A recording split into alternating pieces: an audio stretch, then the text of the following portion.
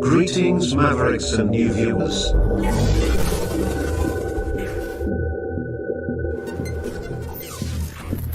Tonight, direct and live from the Maverick News Network World Studios.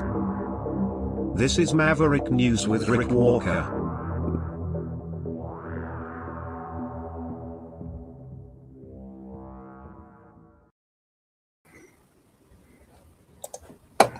Welcome back, everyone, to the Maverick News Channel. It is Saturday, January 31st, 2026.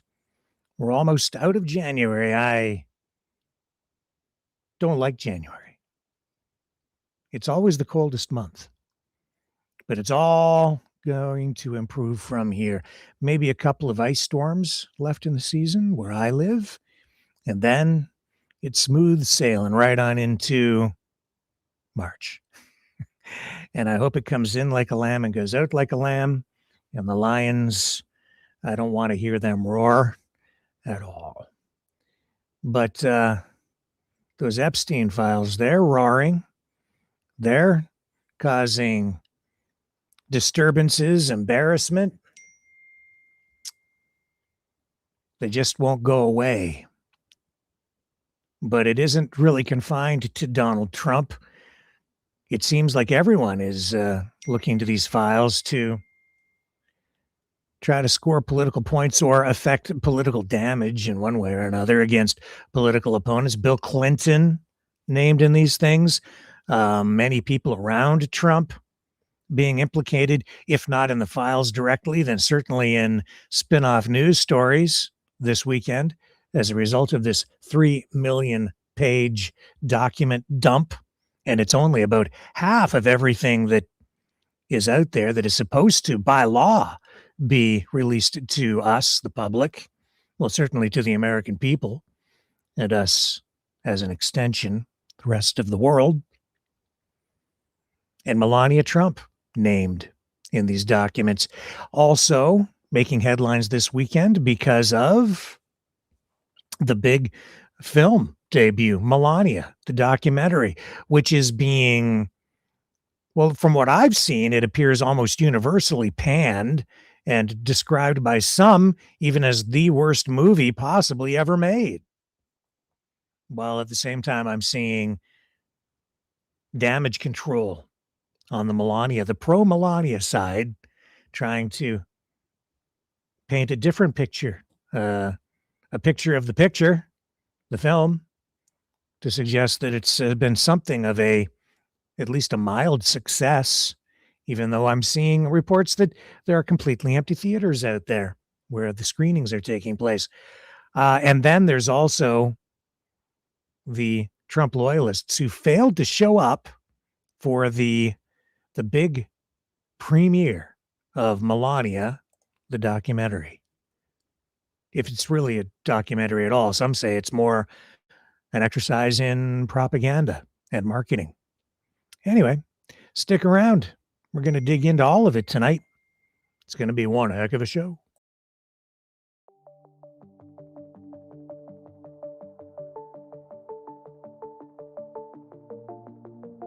Greetings, brave Mavericks. Our quest for truth continues.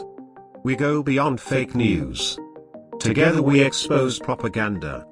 Together we pull others out of rabbit holes. We are maverick thinkers. We are all unique individuals, defenders of individual rights and freedoms, credible, trusted, grounded in reality.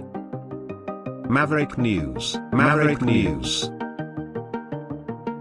Defending free speech,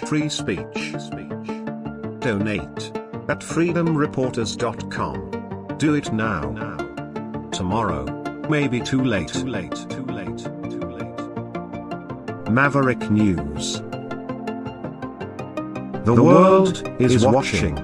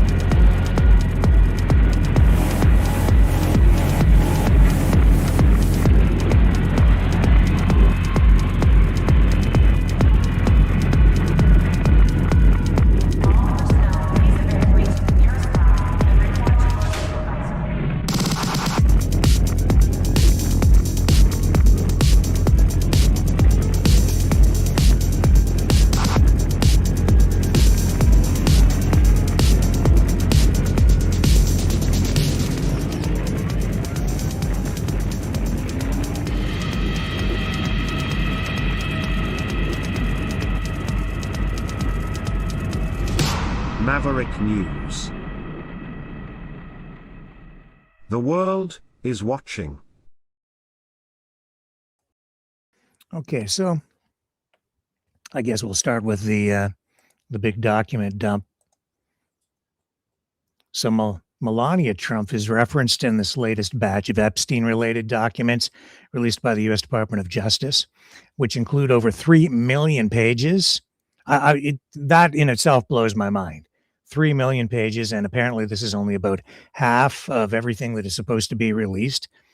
So these references primarily appear in a 2002 email exchange between Melania and Ghislaine Maxwell. It shows a friendly acquaintance. No, it shows an outright friendship. It goes beyond an acquaintance. However, there are no direct mentions in the documents going back to some references that I've seen online of people talking about Melania being how she was being introduced to Trump or something. That's in other reporting, not in this current document dump. What has been produced in this document dump here, I'll bring it up and show you. This is the main thing that is sending shockwaves through the media tonight. If you haven't seen it already, we have it right here. There we go. Just need to bring it up on screen, full screen. There we go.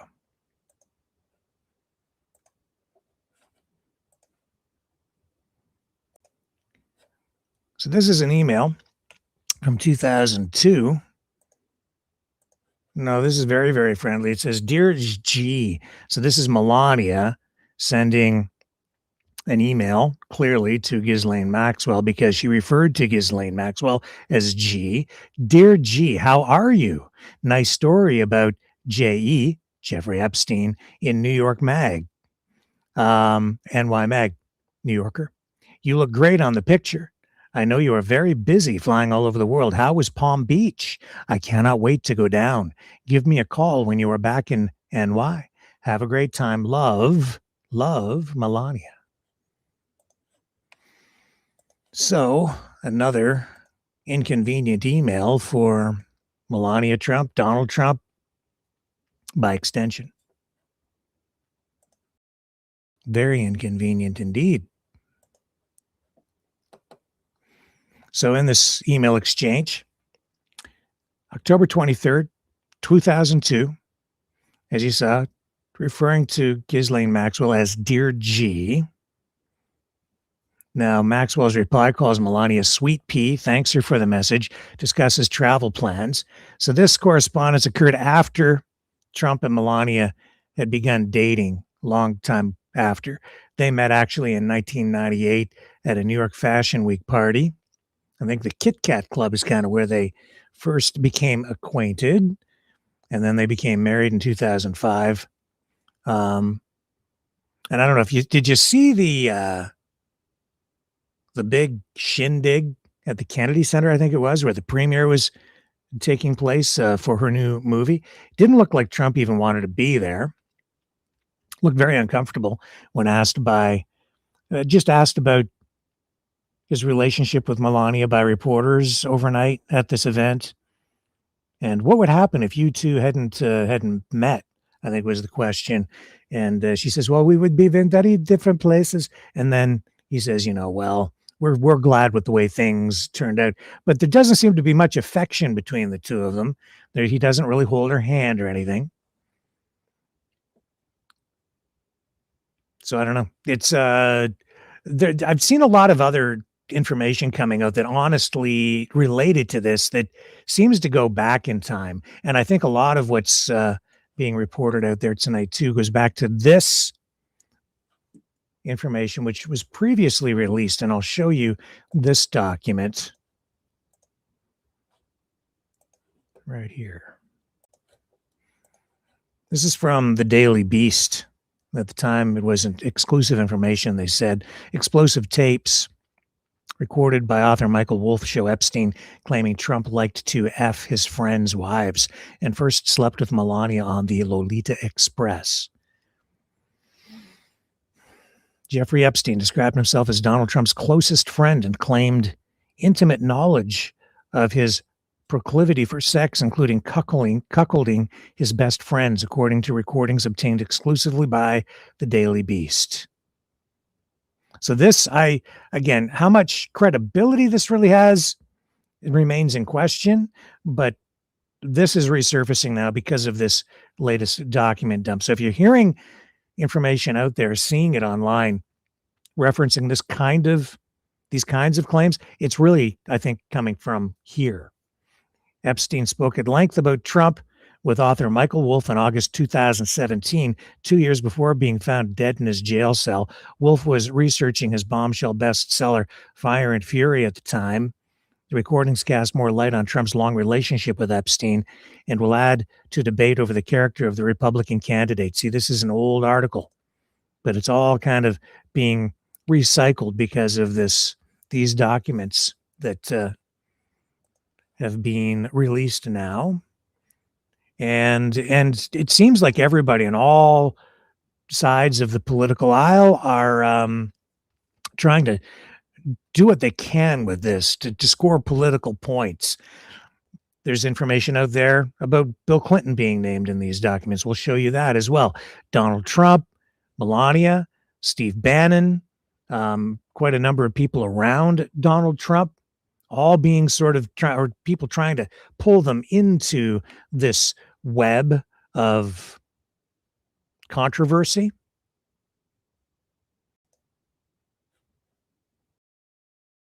Let's go over here to the Trump Report from Times Radio.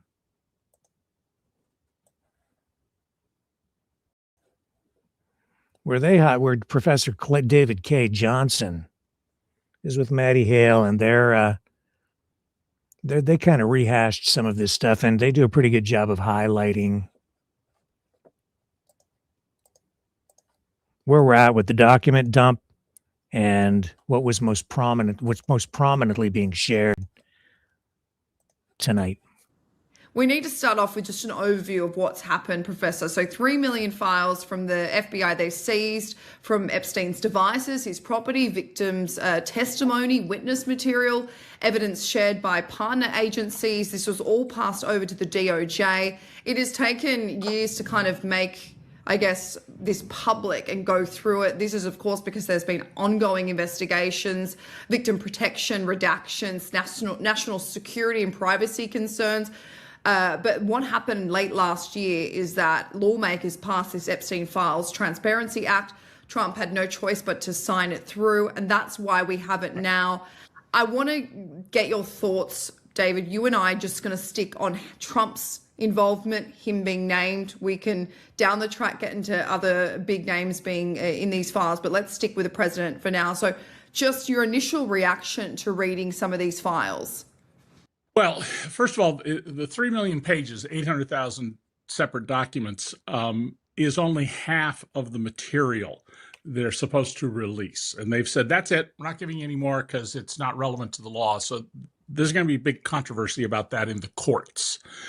But the documents that have been released include what are called 302 reports. That's the basic FBI report on a field investigation, including one in which a 13-year-old girl at the time says that Donald Trump sexually assaulted her. In fact, she was hit in the face over what was perceived to be improper conduct by her servicing Donald Trump. Now, the White House says it's just nonsense, didn't happen. But it is the first time now that we've gotten an FBI report that FBI agents were told by a witness about this happening. There are a number of emails back and forth between Trump and other people and references to him. There are some emails involving his wife, Melania. And there's a lot of redactions, more redactions than I think are appropriate. And undoubtedly, there will be some court action about whether they excessively blacked out material so you couldn't read it.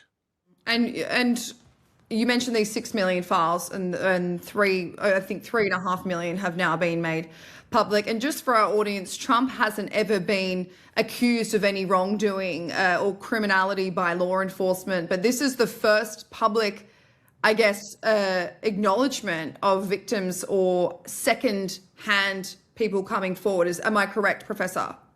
Well, Trump has never been charged by law enforcement, but there are a number of young women, very, very underage girls, 13. In the U.S., the age of consent is 18, so not even close. It's not like a dolled-up 17-year-old, who have accused him of rape and sexual assault. And in the U.S., statutory rape is a serious charge. If you're convicted of it, you're going to serve prison time. But law enforcement has never criminally charged Trump. But civil allegations of what would be, if law enforcement pursued them, serious felonies are in the record now. And we can read them clearly. And this takes us beyond the civil lawsuits where various young women under oath have asserted that they were sexually assaulted by Donald Trump when they were as young as 13. And we'll get into the specifics because you and I are going to read out some of the testimony, some of what's alleged in these files. But before we get into that, you said 6 million files are in the hands of the DOJ. 6 million documents.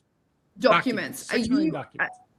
Are you under the understanding that this will spark more suspicion now than ever? This is how I'd learn. I'd say yes. Absolutely. So very new stuff coming out. They have said, we've given you a little over half and we're not giving you any more, is absolutely going to prompt more litigation. The two members of Congress who were behind the Epstein disclosure law, one's a Democrat, the other's a Republican, have gone to court saying, a lot of this stuff should not be redacted, blacked out, and a lot more should be released. And the Trump administration has filed papers saying, you have no right to go to court, and there is no enforcement mechanism in the Trump Epstein files disclosure law. So tough luck. Now, that's a very interesting question. If Congress passes a law and Trump signs a law saying you're to release all of these things, and he doesn't, the Trump administration's position is, we choose not to do so. So we're not bound by the law that Donald Trump signed. Now, Professor. Wow. So, named multiple times. These are, I would say, the most damning and, I don't know if that's the right word, but most serious allegations to come out of any of this so far against Trump. So, darn right, it's going to spark more controversy. I'm surprised the MAGA base is holding as strong as it is, supporting Trump on this stuff. It's, as I say, it's hard to know what's true. And I think that's because you're seeing the political machines cranked up now with the pro-Trumpers trying to inject chaos, confusion into the social media ecosystem to insulate Trump from the impact of this. While at the same time, on the other side of the political aisle, you are seeing them trying to implicate their political rivals. Now you go over here to Politico, and I'm highlighting all of these different media outlets to just show you that the reporting here is selective. The information they're presenting is selective. They're not giving you generally both. They're not giving information that sort of hurts all of the politicians and these personalities and the rich and the famous. They're picking the information largely to suit their own political purposes and bias. New documents here in Politico reveal the breadth of Jeffrey Epstein's orbit. So This is a broader net being cast, this broader information net over at Politico, says the Justice Department's Friday release of its investigative materials related to Jeffrey Epstein is packed with details about his ties to the most powerful figures in politics, tech, and global affairs. And so you're getting a broader look at a larger group of people with this particular report. And the documents, it says, shed new light on the depth of his relationships between the convicted sex offender and figures such as Steve Bannon, longtime Trump loyalist and advisor, Elon Musk, and world leaders. In particular, it goes on and says the files contain extensive exchanges with Bannon as he mounted a political influence campaign across Europe, and numerous overtures, the unrequited kind, to Musk. And the documents add new heft to earlier indications that Epstein wielded extraordinary influence for years, even as investigations into his trafficking of young girls had ramped up. Goes on and says documents previously released by the Justice Department show that Epstein, who died in 2019, advised and cultivated ties with prominent leaders in Europe, including Russian government officials. He dined with Hollywood elite CEOs and government officials, often inviting them to his homes and infamous island. And he used a network of relationships with prominent Washington figures to influence the Trump White House as well.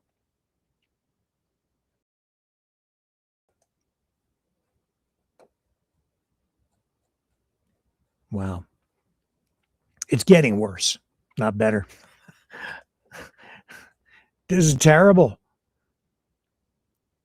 I think it's bad for the country too, honestly, for the United States and really for all Western society, because so many prominent people just tied to this thing, this sex island. That's what it is.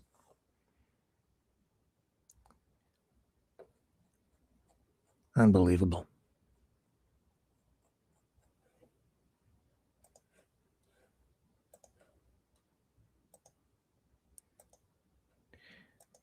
And they mentioned Russians being implicated in this too, or involved.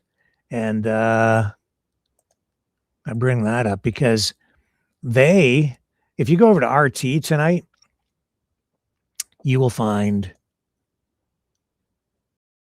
and I have it queued up here, if I can find it. They've weighed in on this too. They're providing coverage, but they're looking not at Trump.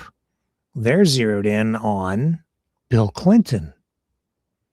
Let me see. Maybe I've lost the tab. I'll find it here. It won't take me long.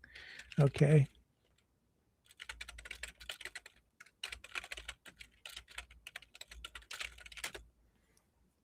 I had it here. Here it is here.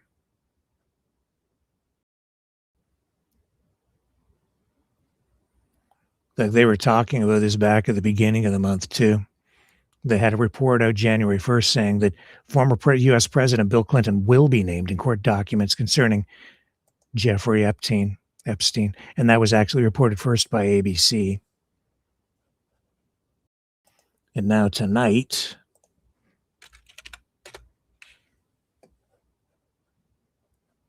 let me see if I can find it. I think the headline should still be up there. I saw it earlier today. I'm sorry that I've lost the tab. A little bit clunky here on the broadcast, but it's okay. We have so much to share with you tonight. And this is pretty nasty stuff.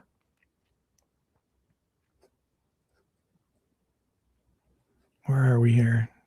Where'd you go there, Bill? Might have to come back to it.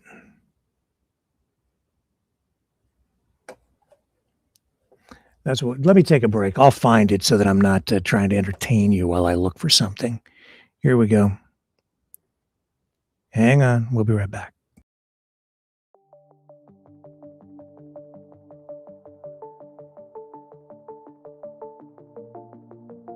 Greetings, brave Mavericks.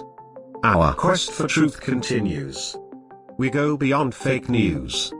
Together we expose propaganda. Together we pull others out of rabbit holes. We are maverick thinkers. We are all unique individuals, defenders of individual rights and freedoms, credible, trusted, grounded in reality. Maverick News. Maverick News. Defending free speech. Free speech. Donate at freedomreporters.com. Do it now. Tomorrow may be too late. Maverick News. The world is watching.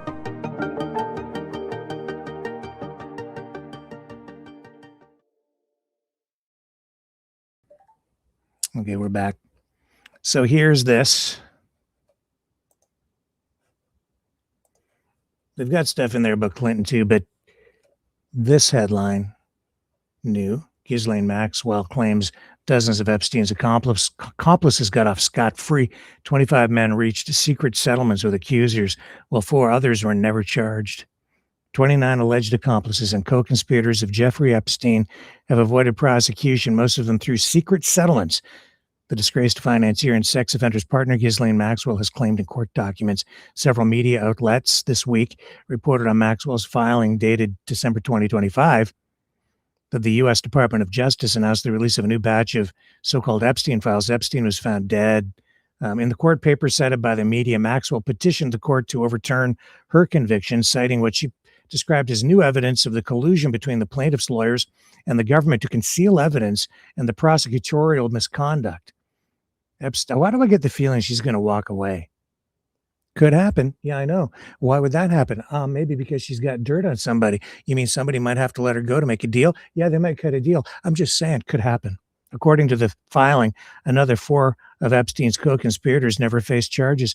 It is not clear from Maxwell's motion whether she contends that the individuals in question had sealed similar deals with federal authorities. Deals? Did I hear the word deals? Yeah, I think so. Deals being made. Asked by a reporter about Maxwell's allegations, Deputy Attorney General Blanche said on Friday that to the extent that such arrangements exist, I'm not aware of them.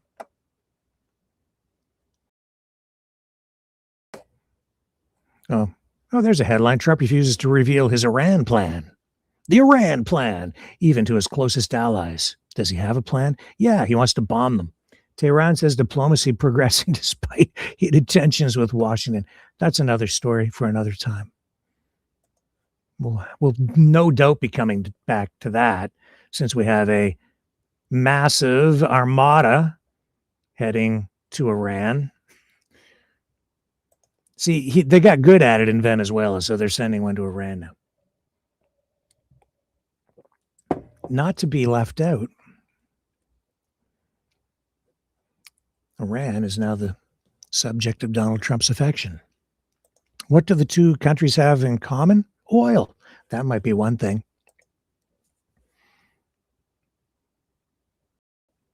And it's not about whether I like the politics. It's not about that. It's just that you can kind of see the pattern, right? And didn't Donald Trump say that they had obliterated the Iran nuclear program? Because that's the reason that we're told they're sending this huge U.S. armada to the Middle East, because of Iran still pursuing a nuclear bomb. I thought that was all dealt with through Operation Midnight Hammer. Was somebody lying? At the time, I didn't think that it was as effective as they let on.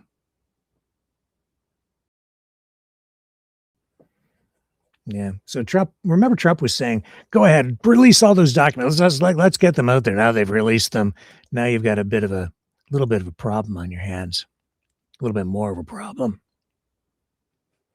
And all this happening to Melania, implicated in this, dragged into the middle of it on her big weekend, the premiere of her documentary, Melania, and really overall not doing that great. So it's my understanding that the movie has grossed about $2 million. And so they're trying to put as much of a positive spin on that as they possibly can. But the documentary has been savagely panned by critics. Many reviewers calling it one of the most disappointing, shallow, and outright terrible films in recent memory, although some people even coming out and saying it's the worst movie ever made. Not universally, but I've heard that. The critical consensus is really overwhelmingly negative, describing it as an exercise in pure propaganda, a vanity project, and tediously airbrushed. We showed you last night the Rotten Tomatoes website. It was not kind. BuzzFeed calling it the worst movie I've ever seen. That from Natasha Jokic, I think is the critic's name, saying she'd rather relive traumatic events than watch another minute. The Guardian described it as pure, endless hell and a gilded trash remake of The Zone of Interest. The Daily Beast labeling it an unbelievable abomination of filmmaking and an insipid propaganda that almost resists review. And Variety calling it a shameless infomercial that is so orchestrated and airbrushed, it barely qualifies as a documentary. The Atlantic dubbed it simply a disgrace. Oh, other outlets, including The Independent, The Wrap, Hollywood Reporter, they've all compared it to Nazi propaganda films, calling it tedious torture. Oh my. That's terrible. Absolutely terrible. And to add insult to injury, to just rub salt into the wounds, and this is what really is some of the most prominent Trump loyalists who were invited to the premiere of the film skipped out. Oh, yes. And so as a result, and I keep showing you some of these media outlets and what they're doing with all this information tonight, over at the Midas Touch Network, they've highlighted this, and they have open mic recordings and open mic recording where names are named. And it's not pretty. Not for Melania, not for Trump, not for the documentary. To a group called Led by Donkeys over in the UK, because this horrific Melania movie had an international theatrical debut. By the way, it was banned in some countries like South Africa because Donald Trump is a heinous individual, although in response to our exclusive reporting that South Africa was blocking the Melania Trump movie, Stephen Miller's wife, Katie Miller, responded to us, of course, since they are biased against white people. But this group in the UK called Led by Donkeys, they went to each of the various cities and areas in UK and found the theater essentially completely empty. Also, it should be noted that at the red carpet or black carpet event, whatever you're going to call it, for Melania here in Washington, D.C., there was a humiliating hot mic moment at the premiere where Melania's family doesn't show up. Donald Trump's cabinet doesn't show up. Nope, everybody stood Melania up. So many people ditched Melania premiere, including Barron.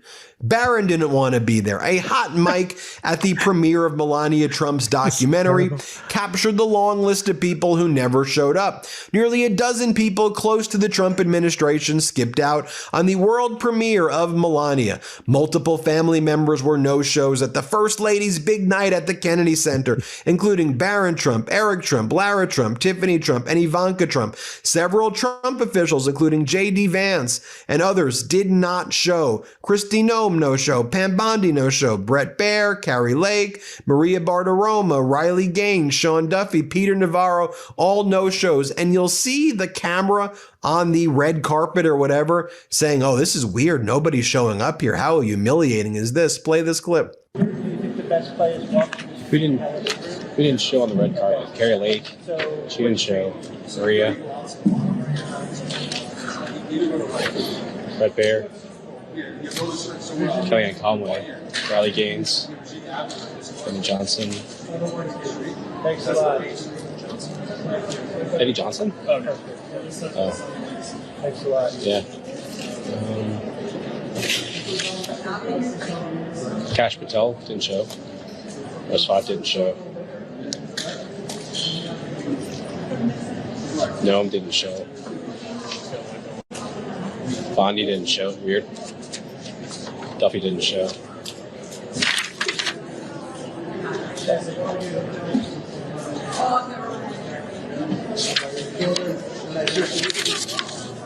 Navarro. That guy.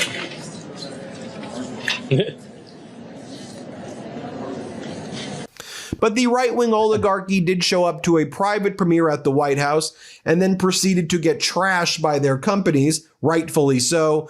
Apple workers livid at Tim Cook for showing up to the Melania movie, utterly disgraceful there.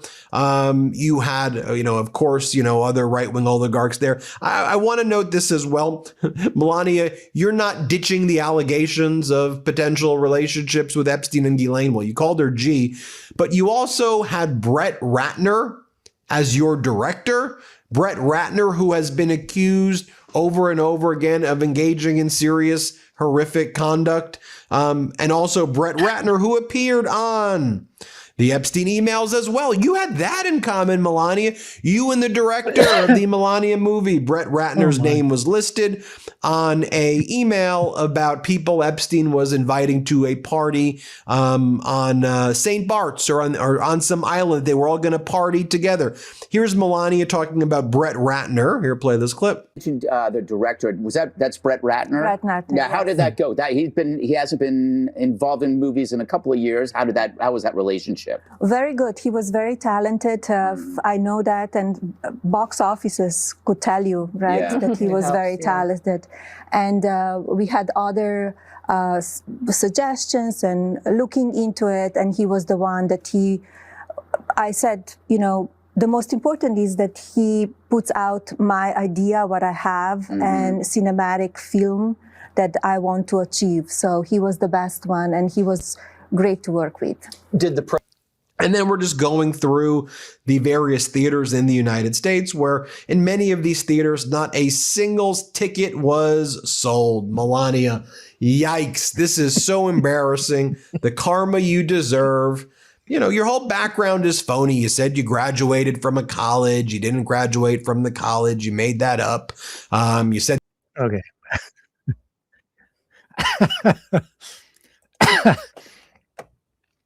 I don't know if I should be laughing. I'm finding humor in it. It is actually awful on one level for her, but some people are saying nice things. But I'm, again, I don't know. I don't know what to believe half the time anymore. Most of the time anymore, because everybody puts their own spin on it, right? This is oh my. So it is a humiliation for her. I don't think I've seen any kind of movie panned so badly. Is there another film out there that has attracted this level of negative attention? I'm going to look in the chat. It's terrible.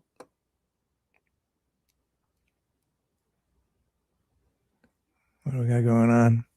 Lindy says, so that's pretty nasty. Her own family doesn't show up.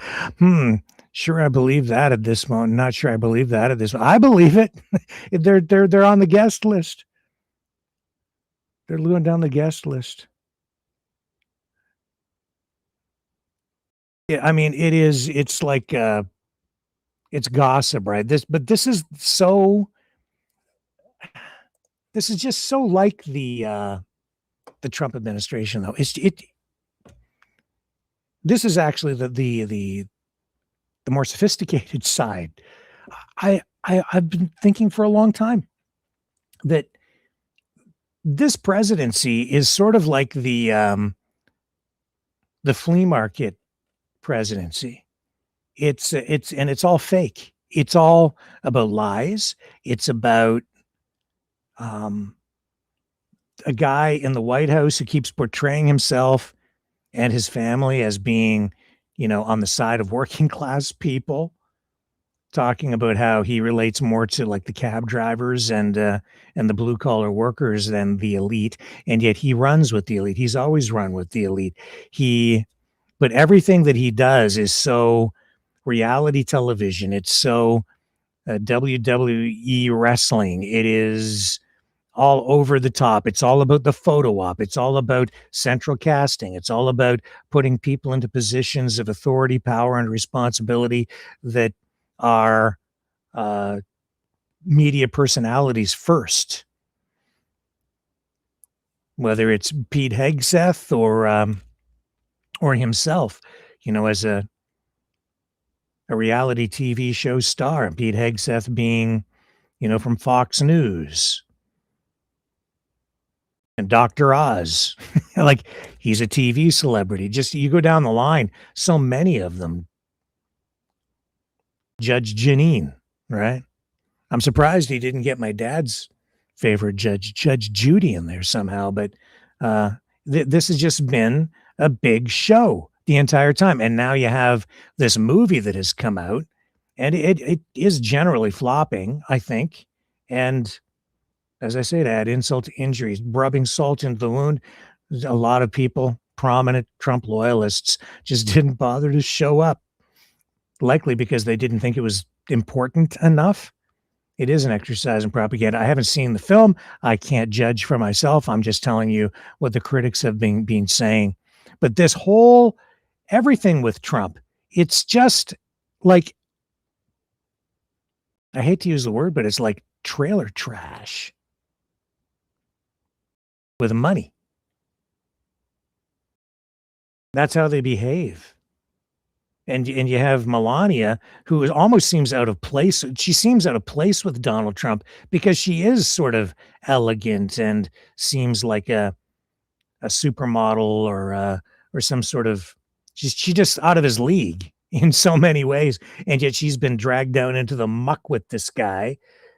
And she does kind of come from the seedier side of the modeling industry, I think, straight out of the Kit Kat Club.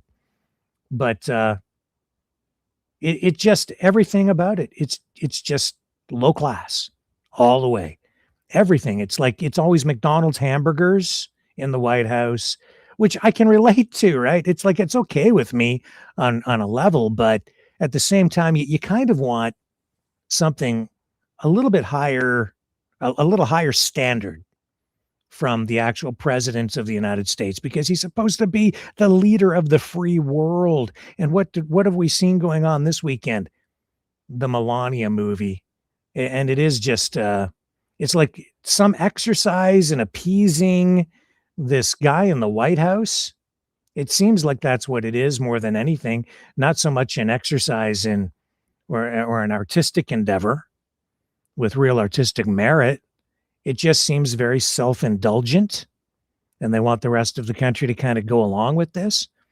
And from what I've seen so far, the critics are saying that there really isn't much, if any, plot. There are a lot of shots and scenes with Melania walking, but it doesn't seem to go anywhere. Maybe I'll watch it. Maybe I won't. Maybe I will. I don't really want to. My life is only so long, and I don't really want to waste an hour and a half or 2 hours of my precious life watching something that is nothing but pictures of Melania Trump walking around. Let's do a little Twitter scroll here and see where we're at, because it's all over X. New videos released as part of this release of information as well.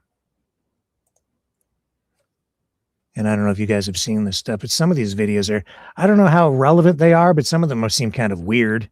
Here's one that says, this strange video of Jeffrey Epstein taking selfie videos of himself. Of course, if it's a selfie, it's a video of himself with what looks like a busted lip, is one of the latest in the Epstein files release.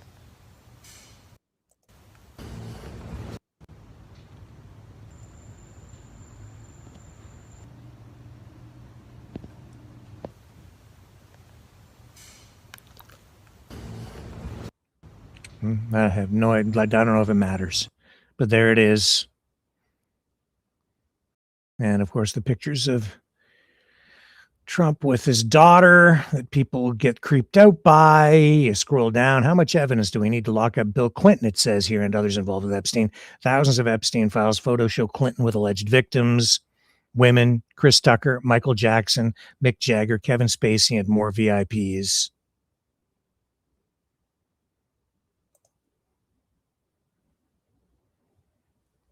And again, no proof of any wrongdoing as far as we can tell at this point with any of this stuff. But a little bit here and a little bit there. And what the hell's going on there? Michael Jackson, Mick Jagger, with Ghislaine Maxwell and Clinton.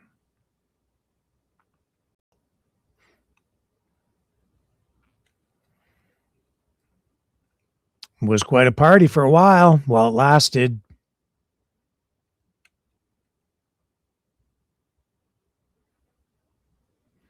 Lifestyles of the rich and famous.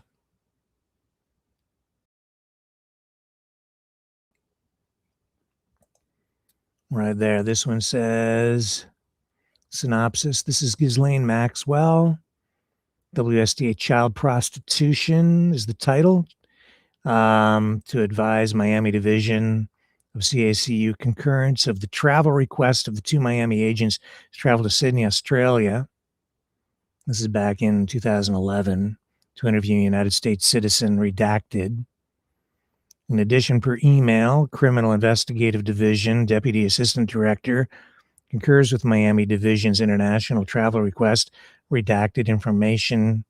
CACU advises Miami Division to conduct all appropriate country clearance requirements regarding official travel to foreign countries as set forth in the Office of International Operations regarding international travel requirements for FBI employees.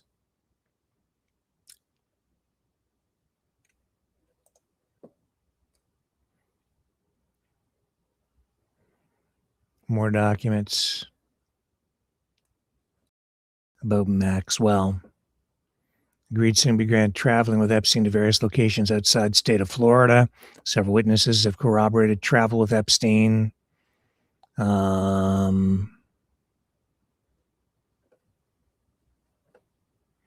mean, I don't know how you go through 3 million pages and get anything out unless you just happen to stumble upon a needle in a haystack. You need a lot of people to go through this stuff to find anything relevant.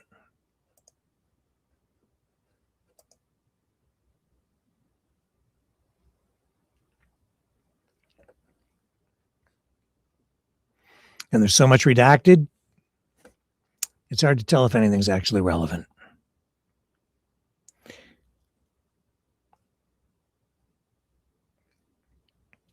Six hours ago, this is, I believe, an older clip, though, of an Epstein survivor saying, I was raped 3 times a day and I wasn't the only girl. It was a conveyor belt of abuse. We'll play it, but this is, I'm sure, an older clip again that they're recycling. I have spent the last 17 years in my own prison for what she, Jeffrey, and all the co-conspirators did to me. I was raped repeatedly. I was raped 3 times a day sometimes. And I was not the only girl on that island. There was a constant stream of girls being raped over and over and over again.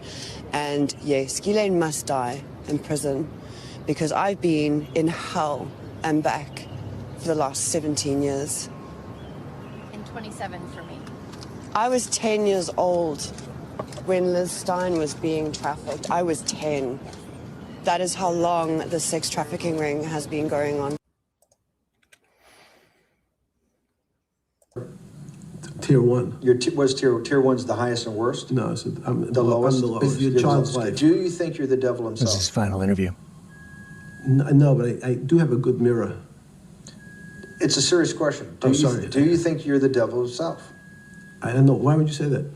Because you have all the attributes. You're incredibly smart. You remember the devil is somebody the knows. Smart?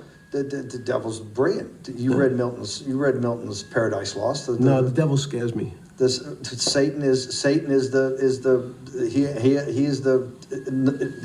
at the number 1 or 2 archangel, and the reason he goes to hell and leads the rebellion is because he can't be the top guy.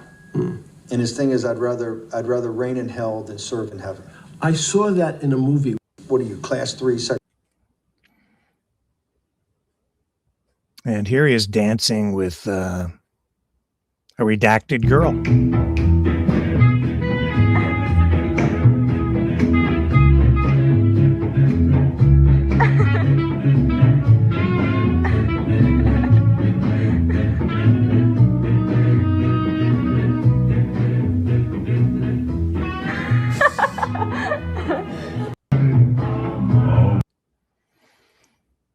Okay, that's got nothing to do with it.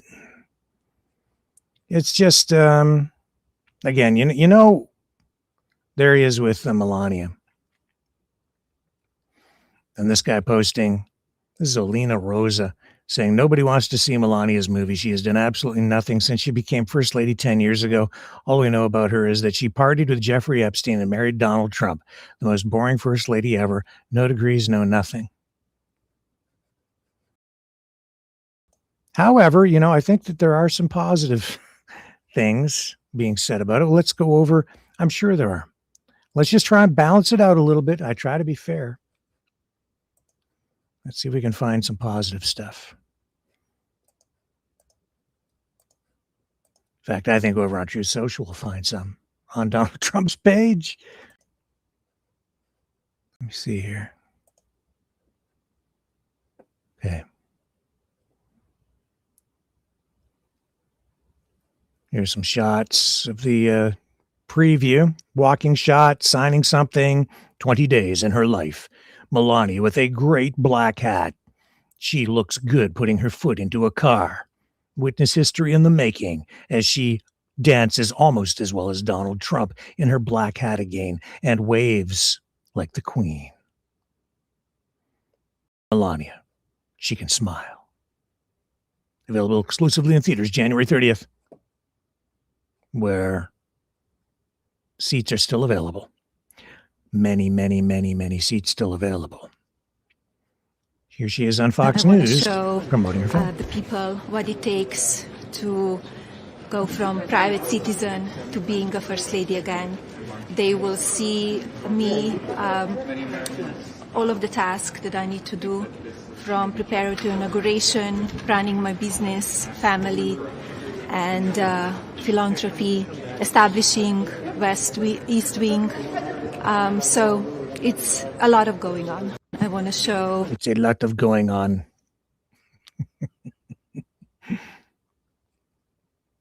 I do many things. I do much goings on. I have people take my picture.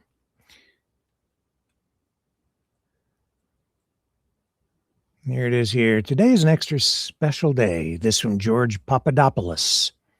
It's my beautiful wife's birthday, and we had the honor and pleasure to be invited to the world premiere of Melania Trump, new movie. Melania at the Trump Kennedy Center. Oh, yeah, it's the Trump Kennedy Center now, right? No, it's the Kennedy Center, and it's the Gulf of Mexico. The film was very inspiring and a must-watch. Book your tickets for the global release tomorrow. That was obviously yesterday. She is the first naturalized United States citizen and the first non-native English speaker to become First Lady. Melania cast herself as immigrant underdog in biopic. Is she an underdog?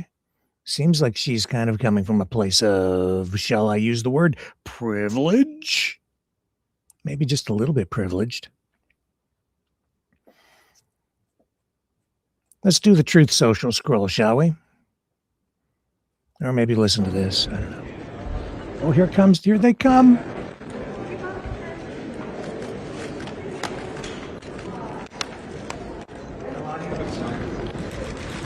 This was the big premiere, and this is where Trump and Melania came in.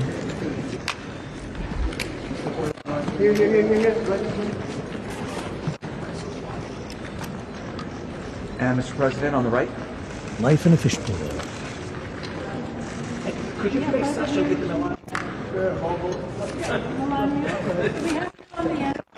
Mr. President, here while they wait. Mr. President, right here. And just once we're here, Mr. President, thank you, sir. And Up over here, Melania, take your left. Don't go too far, we need that two shot. And one more. And Melania, Melania, right here. This way. May we bring you two together again? And together. right here, please. Mr. President, Madam First Lady, both of you right here, please. And just once more, and right here. One more up top. Thank you guys so much. And do a solo, please. To your left. Mrs. Trump, a solo. Thank you, ma'am. Mrs. Trump, right up there. And you just come toward me. And Mr. Trump. Ms. Trump. He's not listening to you, dude. Ms. Trump, just right behind Andrea, and just once more here. Thank you, ma'am. And right here. And just once more here, ma'am. Thank you. One more up top here. Thank you so much. Thank you, sir. Thank you, sir. Thank you, ma'am. Hawaii. Hi. Hello. Thank you. Hi. Mr. President. Amazon. How are you? Madam First Lady. What's your favorite part of the film first? Sir, we have a few questions for you. It's very hard to choose. There are many scenes, and people will connect. You will see humor. I like the scene where I'm walking. You will see fashion. So There's one where I walk film. very quickly. And, it's a good not one. easy You will like to it. produce. It's not easy task. Melania, for you, you mind coming for a couple? We're with Amazon. I was wearing high heels. We're over here. And then I think we're just going to have you push to the light a little bit. And then come a little more forward, please. And then step to your left. Yes? Wonderful.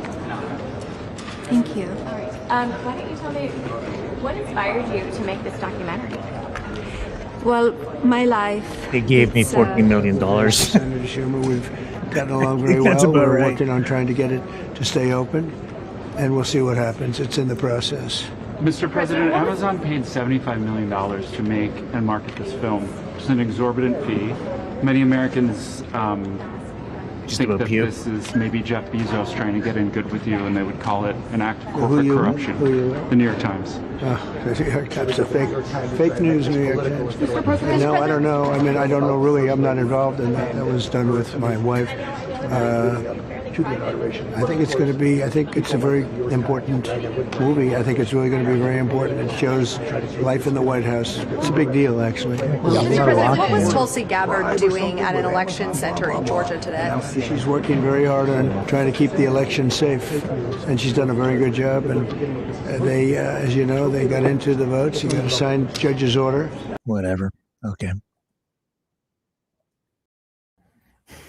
It just, and then we walked very much, and it was very, very.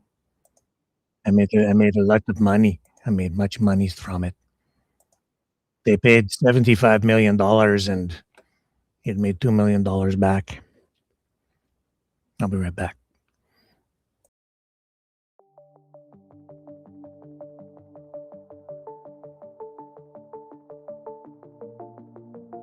Greetings, brave Mavericks. Our quest for truth continues. We go beyond fake news. Together we expose propaganda. Together we pull others out of rabbit holes. We are maverick thinkers. We are all unique individuals. Defenders of individual rights and freedoms. Credible. Trusted. Grounded in reality. Maverick News. Maverick News. Defending free speech. Free speech. Donate at freedomreporters.com. Do it now. Tomorrow. Maybe too late.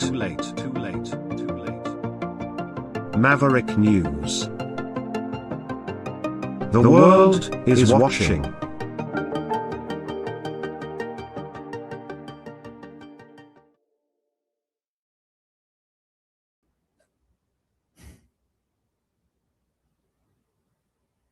It all feels so hollow. That's how I feel now. Just looking at all of that, talking about it, I feel hollow. Empty. Yeah. I was going to say plastic, but that's not it.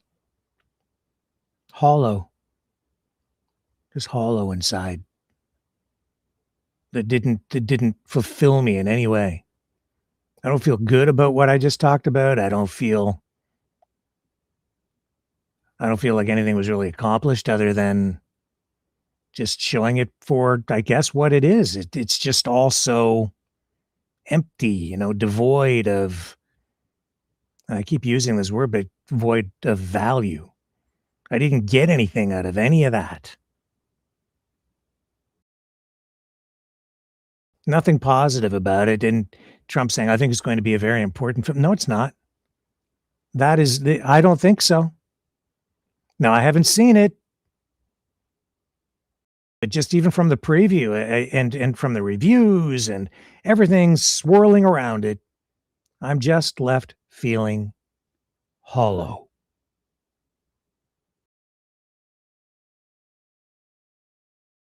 That's my preview of a review. I really don't want to spend any money to go see it.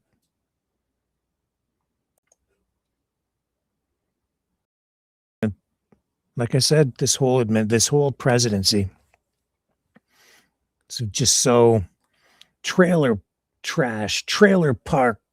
It's like the White House version of Trailer Park Boys to me. It's just so much incompetence and but it's worse than that. It's self-serving and corrupt, destructive. He's just affected so many people's lives in such dramatic negative ways. And yet the guy has so much power and he could be doing so much good. And he goes around boastful, talking about all these wars he has stopped, when it's very clear that he has not achieved what he really claims he has achieved, certainly not in the Middle East, certainly not in Gaza, which has been leveled, and he now works toward rebuilding for profit to create the Riviera of the Middle East. And now here on the home front, after effectively kidnapping the president of Venezuela and turning the world upside down to begin the process of taking over Greenland and maybe even Canada on the home front. He shows up for this supposed to be glitzy film premiere for his wife's new biopic, Melania. And it has flopped. It's absolutely flopped. It's just so immersed in crap and corruption and grift and self-interest from the people producing it to the people financing it to Jeff Bezos for, coughing up all this money for it, to the money that Melania is being paid for it, herself, right into the White House and to Donald Trump and the president, who clearly hopes he will benefit from this because it would cast his wife in a positive light and spin up a positive narrative for his administration, for his presidency, for his first lady. But because it's just so damn superficial, it's so forced, it's so preconceived, it's so controlled, the narrative so controlled, so fabricated, so freaking fake. It doesn't, that's the thing. I can just tell without even seeing it, just from everything going on around it.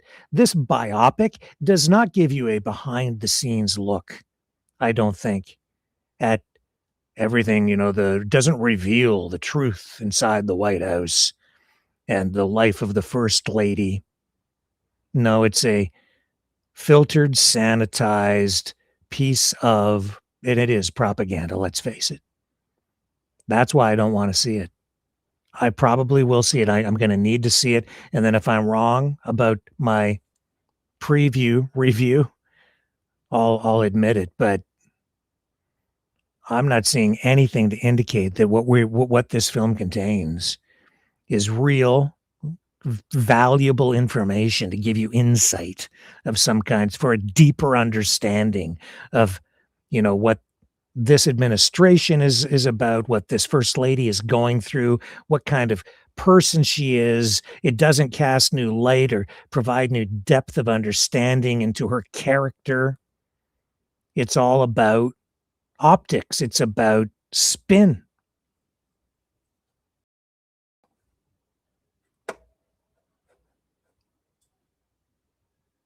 It's just freaking fake. I guess that's why I feel hollow.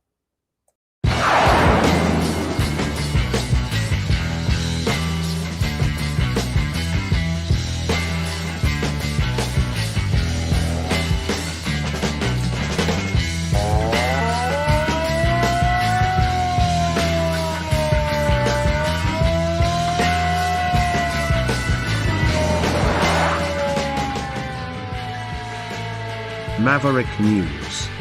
Fighting for freedom.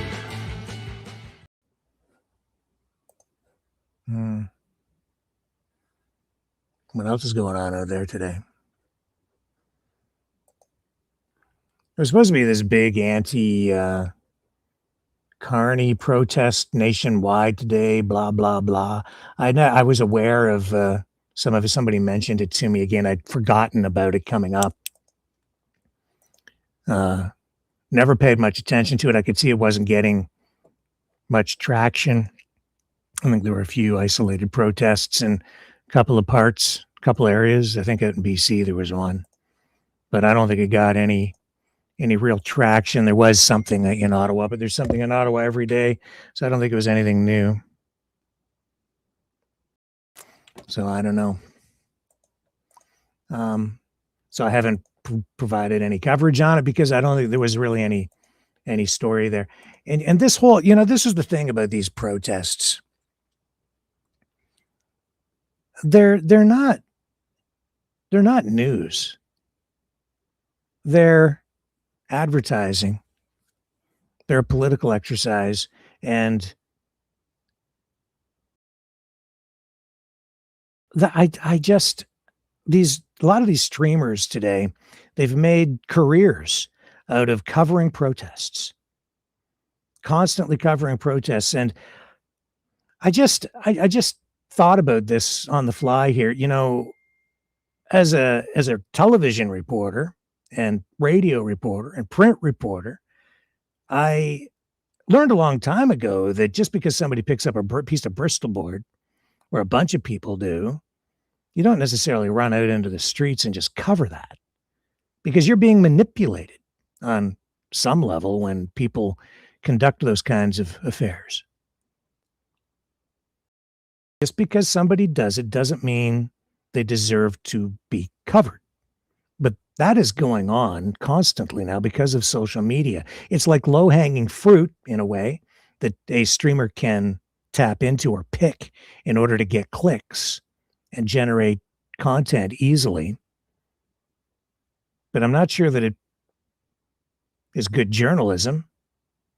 And then, of course, I'm seeing so often some of these streamers now inserting themselves into the protests in order to be provocative, to get a response, to make themselves part of the stories, which is also something I was taught a long time ago. As a real journalist or a news reporter anyway, you're not supposed to do. The game has changed out there, though. And so I guess that's why I wasn't so eager to provide pre-protest coverage of this thing this weekend. It was like, well, if they're going to do it, let them promote it and get it going on its own merits. It's not up to me to promote these protests, because then I become part of the vehicle, right? Part of the political process. I'm a facilitator of it, a promoter of it at that point in many ways. Sometimes you have to if things do get traction, if they become something prominent that people are talking about, you do provide coverage if they reach some sort of critical mass. But I just see these protests have become so manipulative. They're all staged, right? They're staged events. They absolutely are. Choreographed, pre-planned, executed, and covered. And the people covering them are often activists themselves, because that's what we have out there right now is a lot of, if you want to call it journalism, you'd have to call it activism journalism. And so somebody organizes a protest, then they call all their supporters, the live streamers on their side to come out and cover it and to promote it in advance. Who's on our team? That guy. We'll talk to him. We'll get him to come out. He's on our side. And then that guy shows up and provides coverage, and it becomes a self-perpetuating cycle. And, oh, that one went really well. We'll do another one. I think we all need to take a step back and reflect again on the change that we've been living through, this evolution of social media and coverage of events and news. And then it was the same thing, this conservative convention out in Calgary. Someone was talking to me just before I came online, and they were talking about the kind of coverage that was happening out there. And I did not watch much of the conservative convention beyond the full speech by Pierre Poilievre, which we carried in its entirety yesterday. A lot of interest in that, obviously, and we had a lot of views on 2 of the channels as a result of carrying that live last night. So I can see there is a lot of interest in that, and that's valid.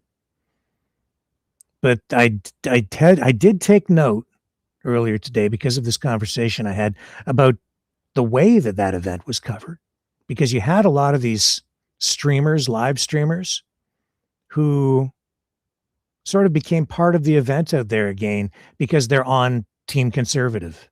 They're not just unbiased reporters. They are, they would never show up at a liberal.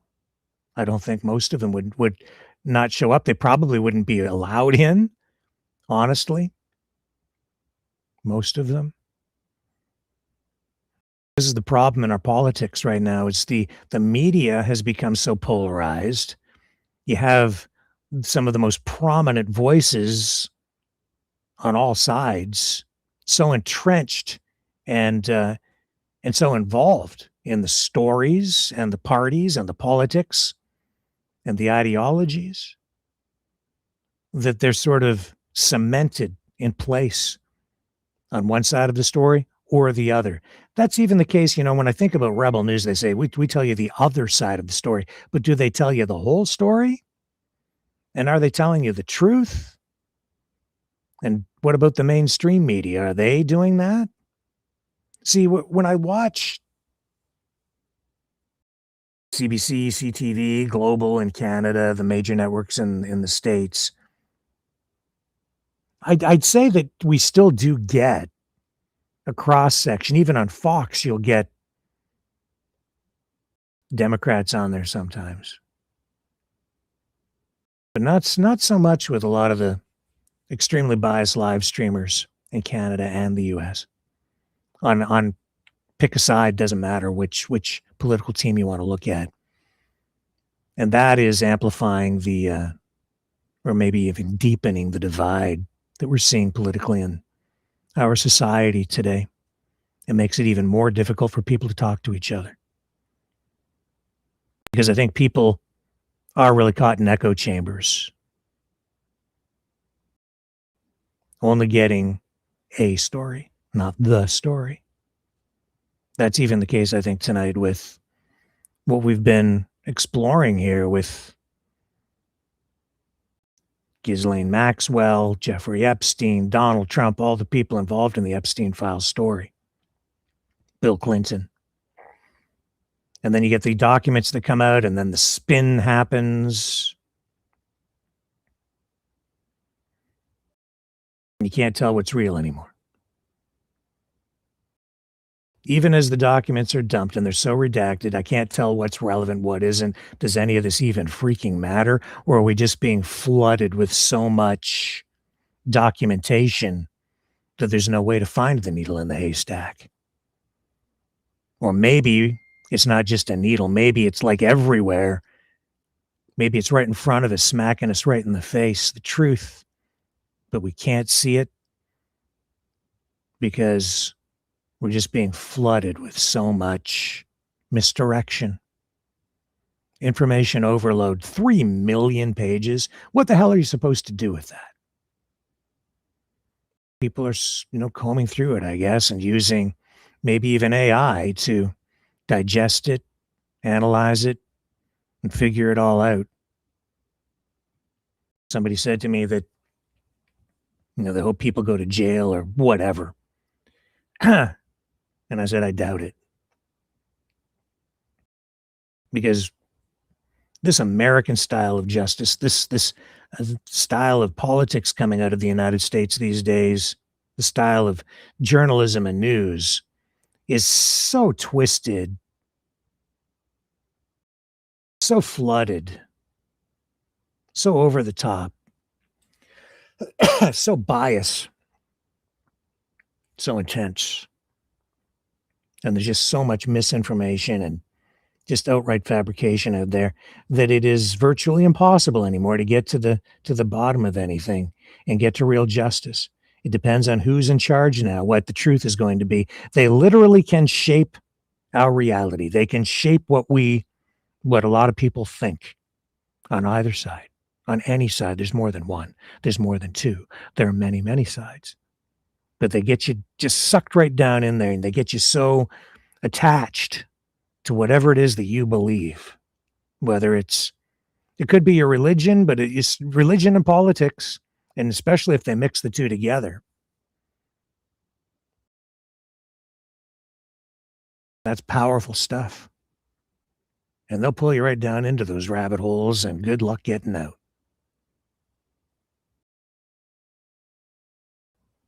It undermines everything about a democratic society. Freedom of speech is the greatest vulnerability we have in a free society, because it allows people to, it's just wide open to abuse. People can say whatever they want with some restrictions. And the more restrictive things become, the more people kick and scream. But what happens if everything that one side is telling you, or a lot of what they're saying, is a lie? How do you stop that and still preserve free speech?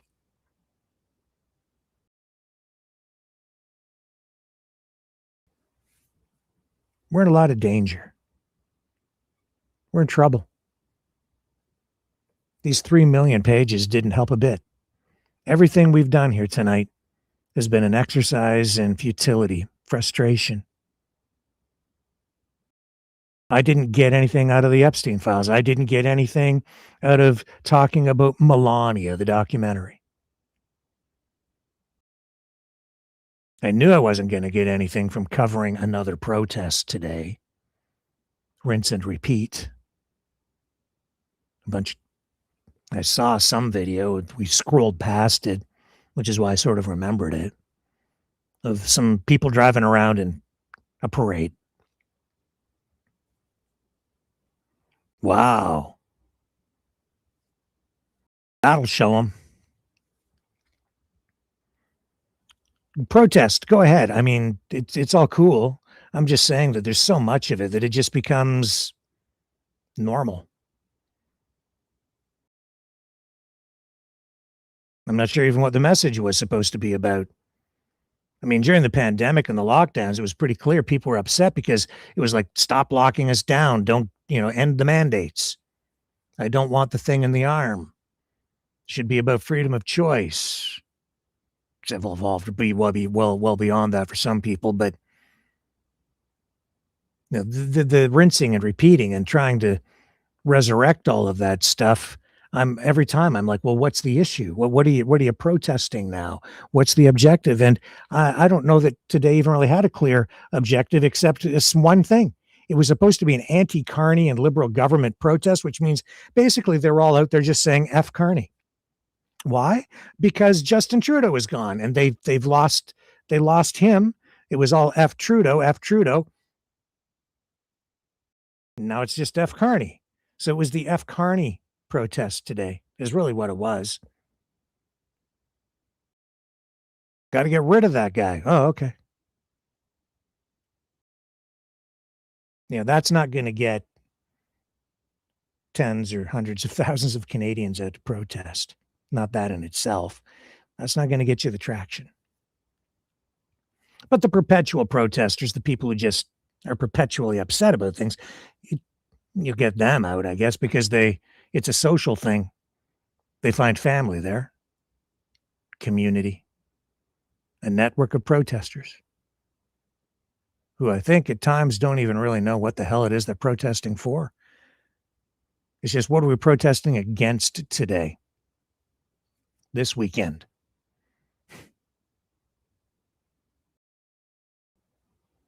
Mandates one day, ostriches the next.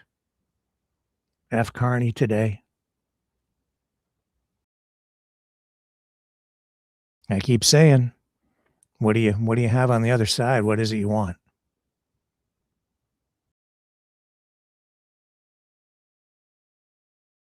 Leaves me feeling hollow, empty. Doesn't feel real, just feels premeditated. Let's just keep doing this. Let's just keep going. What's the objective? Tearing the country apart? Is that it? I think for a lot of you.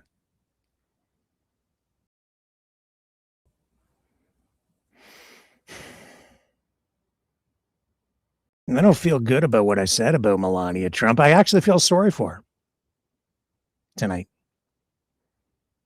I find humor in a lot of it, and I shouldn't feel that sorry for her. She'll be fine. Really, trust me. She's going to be okay. She has a lot of money, and whether the film flops or not, she's not going to be sitting in a retirement home with somebody stealing change out of her drawer, a nurse or an orderly or some member of the staff sneaking and stealing change, running down the hall and using her last nickel to buy a candy bar at her expense because she can't get out of bed. She'll be well taken care of, guaranteed. And yet they always portray themselves as victims. It's such bunk.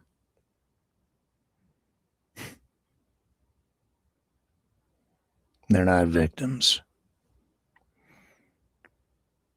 At all, man. He's deceived us. I know that. He's not our savior. Mark Carney's not our savior either. Oh yeah, I know. I was accused last night in a text message from someone who was just on the show saying I'm a closet liberal. Why? I guess because I've been saying exactly what they were saying at the convention. A lot of the conservatives themselves. It's just that I was saying it long before they did. I saw them talking about how the liberals have stolen their campaign ideas, their platform. And Mark Carney is doing the very things that Pierre Poilievre said he was going to do. Cut taxes. That's why gas is lower than it was under Trudeau. He just came out with a GST rebate. That's going to put at least $1,000 into the pockets of many middle class and lower income Canadians. That's a very conservative thing. Liberals, on the other hand, are saying, this guy, Carney, he's governing, he's like a prime minister. This could be a Harper conservative government as much as it is a liberal government. And I've been saying, well, okay, I'll take it, whatever. Give me the tax breaks. Oh, you're a closet liberal. Because why? You know why? Because I'm thinking while many people are not. You just want to go out, drive around in your parade, fly your, well, now F. Carney flags, and in a knee-jerk fashion, just say F. Carney. And whatever he does is wrong. Because you just can't take yes and a tax break for an answer. It's like not good enough. We got to get rid of that guy. But don't worry. I'm not saying you have to trust him. I don't trust any of them. They're politicians, and they are often self-serving, largely self-serving, quite often. Don't trust him. You don't have to. You shouldn't. Not him. You shouldn't trust Polyev or Maxime Bernier or Gavin Newsom or Donald Trump or any of them.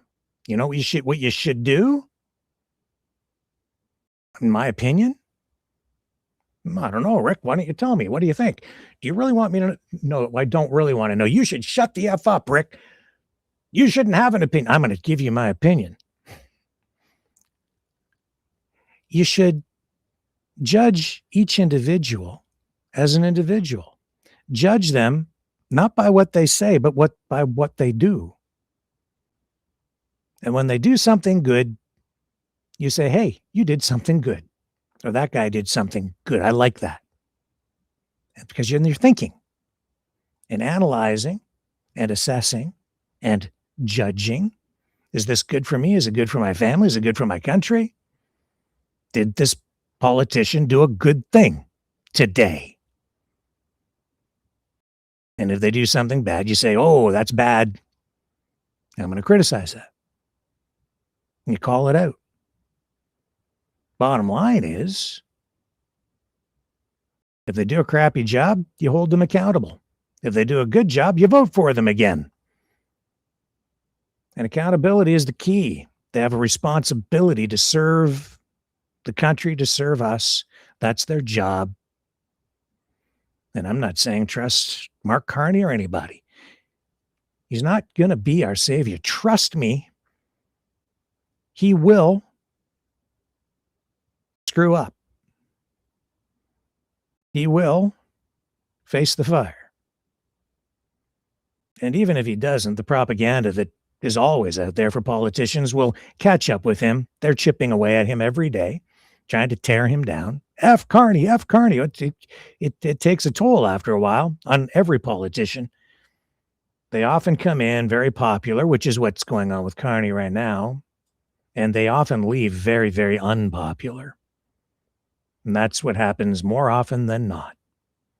So fear not, anti-liberals.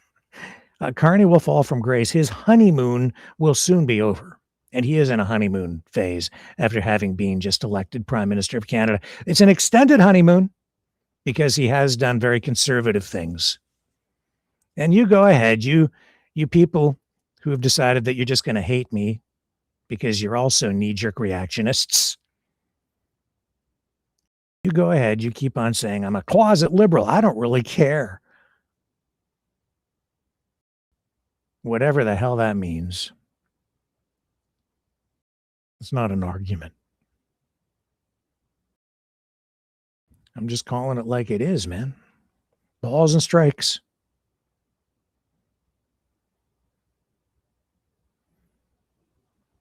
As our country hangs in the balance, facing a true existential threat from south of the border.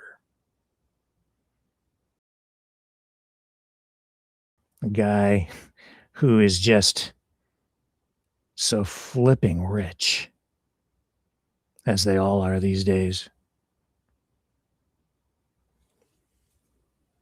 that it's kind of gross. He doesn't wrap himself in the American flag. He surrounds himself with gold. Garish, gaudy, grotesque gold, so much it looks fake, honestly.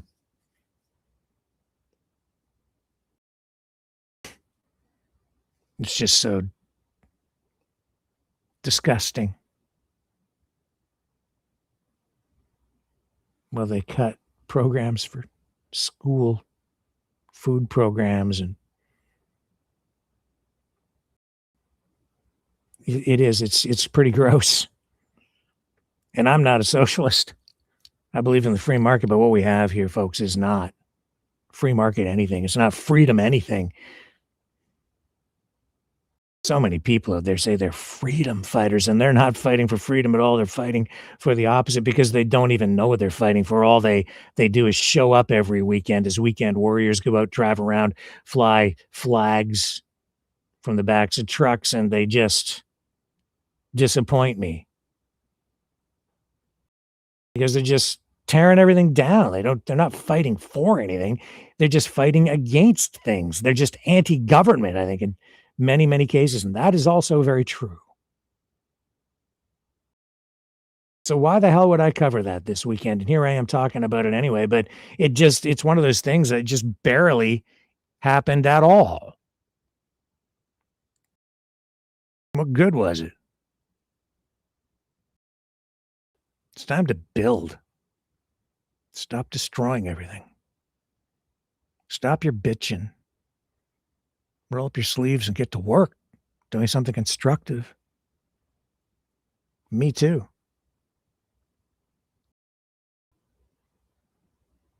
Trying to do that sitting here. I've been trying to do something positive with this whole broadcast. So why do I feel so empty tonight? Because it's also self-serving, all these people, especially the rich people, the people in control.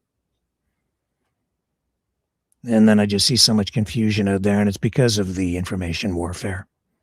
The other night, our friend Brian called in, and he began the Q&A, and he said, I'm wondering, why do these people, I don't understand why they want to leave. And I said, I understand. I said, it's because of the propaganda, because they're being lied to. And then the other caller, Phil, called in. No, you should all know why. It's because the West's been screwed. Okay, you can have your opinion. And then he proceeds to say he's a separatist. Yeah, I know. Another disappointment. Makes me sad.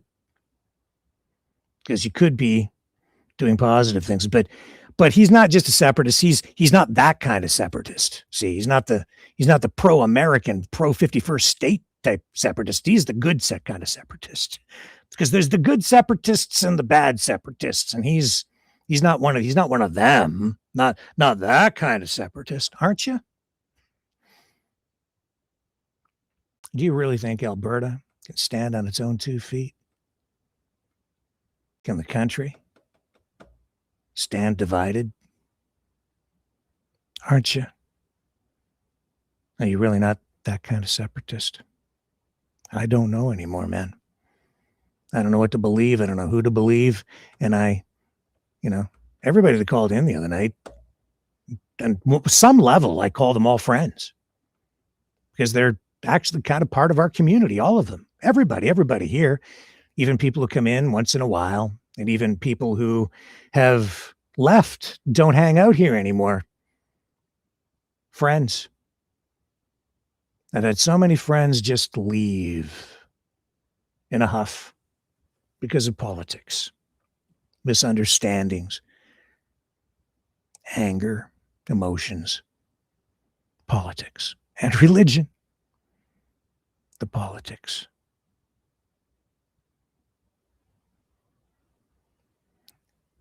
That also leaves me feeling very hollow. Because this channel, this community was built at one particular point in time when there was that galvanizing of people, Canadians coming together because of the pandemic and the government response to that, and then the citizens, the people responding in the way that they did, especially during that big protest, which was very legitimate and illegitimate at the same time.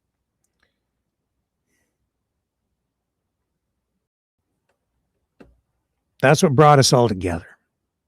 That and being a bunch of misfits around here. But since then, one issue after another, some domestic, some foreign, some international, whether it be pipelines or Gaza, or the Epstein tapes, and whether you support Trump or don't support Trump, Orange Man bad, Orange Man's good. You have TDS. And then it all kind of, percolates. And the support, the friendships, they ebb, they wane, because with each issue, friendships are tested. The ostrich thing, my God, the emotions surrounding that. Because the propaganda got people so jacked up. And yep, few people won't talk to me anymore. That's fine. Maybe you'll come back. Hope you do. And some people, as emotional as it became, they're still here. Because we don't agree on everything, but that's okay. The other thing I've been wanting to talk about, and I was going to do a call-in show on this, and I think we will, is the way this channel has evolved. It's been an exercise in free speech. An experiment. No censorship of any kind, no banning of any kind, no moderation even in the chats for a long time. Didn't have it. But then, like I said, the issues changed. And so the friendships became a little bit strained here and a little bit challenged over there. These people didn't agree. These people did. They didn't like what I had to say. Other people are okay. And then the next issue comes along and they come back, and it just depends on what the issue of the week is or in the news cycle, right? And then the attacks would start, and then you get the fake people in there pretending to be something they weren't. Oh, I'm conservatives, they would say, but they're really on the left. Or I'm on the right. No, they're not. They're on the left. Or I'm on the left and I'm over here talking about that. They're really on, just pretending to be things. And then you don't know who's doing what and who's real and who isn't. Over time, you sort of kind of get an inkling. And for all I know, half the people out there are a bunch of government agents or something undercover. He's a cop. And that's okay with me because I ain't doing nothing wrong. So all the cops can come here and hang out. It doesn't bother me a bit. I don't know why people freak out so much if they think there are cops around. Unless you're doing something you ought not be doing. But point is, there's so much fakery going on out there. And in the chats, it becomes pretty toxic, right? So we've split people up. We've pushed people over to, other channels. And then the rules have become more and more strict because in order to preserve free speech and try to keep things civil, we've had to impose more rules, which is a lesson that really we've learned as a society a long time ago, but we have to keep relearning it, I guess. Question is have we gone too far? Like Phil called in. I sent a text to Phil Primo, and I asked him to join us in the call-in the other night as a guest, because I thought he probably would have some valuable stuff to share with us. Then he gets in the chat before that, and I guess he wasn't following the rules. I wasn't there. I've tried to stay out of the chat. This is kind of the thing. And then he calls in and says he hates the mod. I hate your moderator, when he calls in and during the call-in portion of the program. And I laughed because I had a feeling, well, I got a pretty good idea of what had been going on in there because of him saying that. So I just chuckled. I hate your mod, Linda. But okay. What does that tell me? It tells me that you're breaking the rules. Now, I understand that, we could have a discussion on what the rules are. I've tried, and this is something I need input from everybody on, okay? Everybody out there. Have we gone too far? Are the rules fair? This has been an evolution. This is a valid discussion. It's also an extension of the experiment. To open it up now for reflection, because we're at a new a new point in time with all of this. And Phil calling in highlighted that. I hate your moderator. But I think he was using foul language, which is now a rule.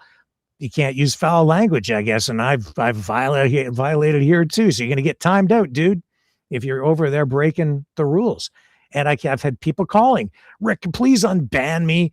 That's not fair. And I'm like, I'm not unbanning you because I'm not involved. I'm arm's length. I'm trying not to be involved at all in it over there anymore because I have such a prominent position here. And I can't spend my time over there watching the chat and monitoring all the conversations going on back and forth. So I'm leaving it up to the mods.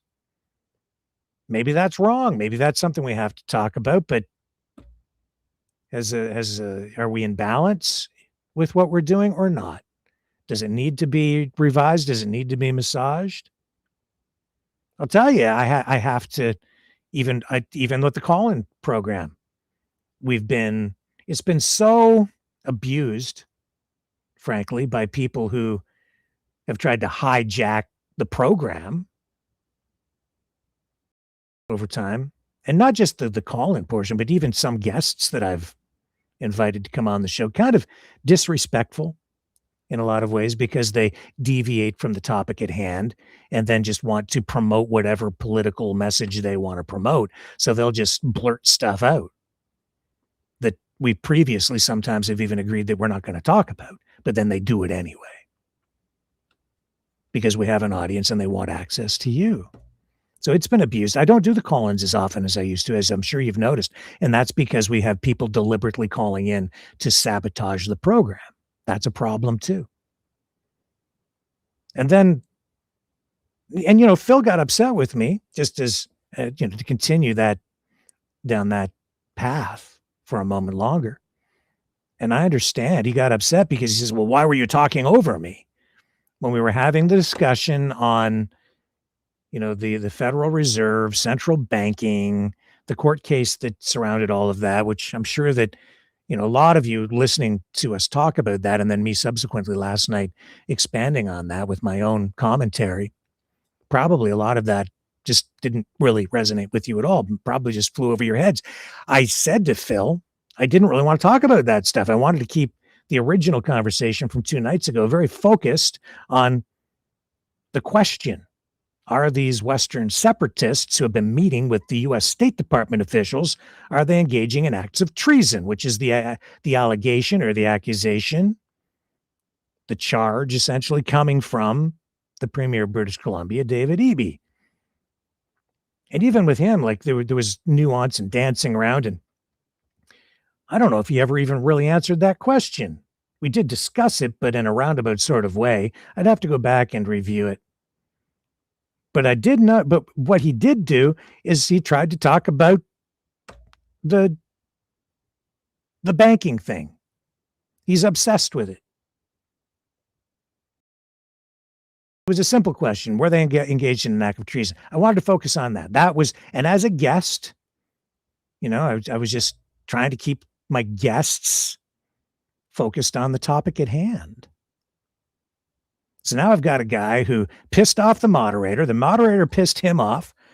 He's now coming into the live portion of the program and a call-in, and he wants to talk about what he wants to talk about. Well, it's all related. Yeah, but I'm trying to keep the conversation focused and keep it focused so people can kind of understand and get the most out of the conversation at the time. And I said, we can talk about the other stuff another time in more depth, but I didn't really want to talk about it. And yet still, but at the end of the call, we've come full circle and he's determined to talk about it again. So yeah, I talked over you. Because one, you were wrong about a bunch of stuff because you don't understand it. You think you do, but a lot of it's conspiratorial. Sorry, that's the truth. And I was kind last night with my commentary, honestly.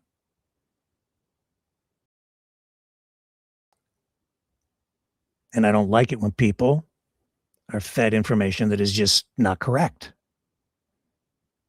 Not to say that everything you said was incorrect, but some of it just plain was. And it misleads. And we've already got too many people here who are confused and misdirection, misinformation, mistakes, even in the conveyance of information, has just done far too much damage to our country and to our community right here. And so I'm very protective of our audience. And so I hope you understand that I'm not upset with you, Phil, or any of you who do these things, but it's my job as the host to keep things on track. It's not my obligation to just turn this platform over to people so they can use it for their own political purposes and to just spew whatever it is they want to spew, or say whatever they want to say, or promote whatever they want to promote. We're here to have civil conversations. Same thing with our friend Rudy the other night, you know? I didn't lie. I told the truth, and the truth hurt. And I was doing him a favor. And I used a lot of foul language, and I should have my mouth washed out with soap, but that was performative. And there was editorializing and a deeper message in the profanity.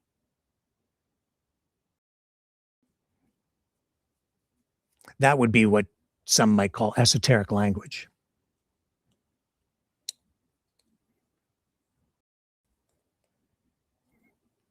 Where there are deeper meanings in what was said for those who understand. And for those who don't, you're only getting surface level information. I wasn't actually upset with him at all. I was saddened, but I wasn't angry. I wasn't upset. There was a message in the tone as much as in the words. That's the thing about this program. I try to bring you different layers and levels and depths of information and understanding. It's not just surface level stuff. I try to bring you actual depth. That's also why I try to keep things focused sometimes. And that's also why I have to put, I have to rely on mods to do what they're doing in the chat. And yeah, sorry, Phil, but Linda was probably right, is what I'm saying. And right in this sense, in that particular chat on that channel, the goal is now to keep things civil so that people can have actual conversations, hopefully about the subject matter at hand that night, so that hopefully the people are talking about what we're talking about on the program instead of talking about where to buy kitty litter or get the best price on a brick of butter, unless we're talking about grocery prices. The topic 2 nights ago was, are these separatists engaging in acts of treason by talking to people from the U.S. State Department and acknowledging that they may be taking in a $500 million loan from the U.S. to fuel a separatist movement, a slush fund, essentially, that they've acknowledged, bragged about. It wasn't to get into a deeper discussion on central banking as much as you think that it's all related. Yeah, everything is related to everything, blah, blah, blah. Nevertheless, you have to break things down. Not upset with you. I'm just explaining why I talked over you. Because you wouldn't stop talking. Not only would you not stop talking, you wouldn't stop talking about the thing that we weren't supposed to be talking about, that I had already told you was not the topic of the night, but you insisted on talking about it. And so finally I relented and I said, fine, go ahead then. And I still gave you some free speech. You're not, but you're by far, you contribute and you do bring things of value here. And I appreciated you still calling in the other night because it was still a good conversation. But, there's so many people who have done that. So many people come here and they just want access to you guys.